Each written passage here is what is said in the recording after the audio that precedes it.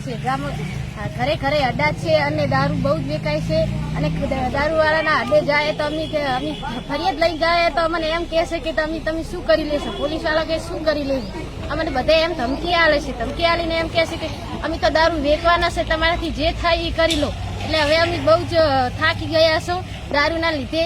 તો હવે અમારા ગામમાં ચલવાડા ગામમાં દારૂ બંધ કરવાનો છે કે નહીં, 5 દિવસની અંદર અમારા ગામમાં રજૂઆત થવી જોઈએ કે ચલવાડા ગામમાં દારૂ બંધ થવો જોઈએ, નક્કી અમે તો બીજા આગળ વધીને કચેરીમાં જઈને અમે દારૂ બંધ કરાવીને અને આ રજૂઆત કરશો। અમારા ગામમાં ચલવાડા ગામમાં દારૂ બંધ થવો જોઈએ।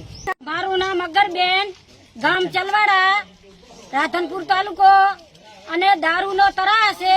અમારા વાહણ ફોડી નાખે, અમે રાંધીને મેલા એટલે અમારા રાંધણું કઈ રાખે નહીં।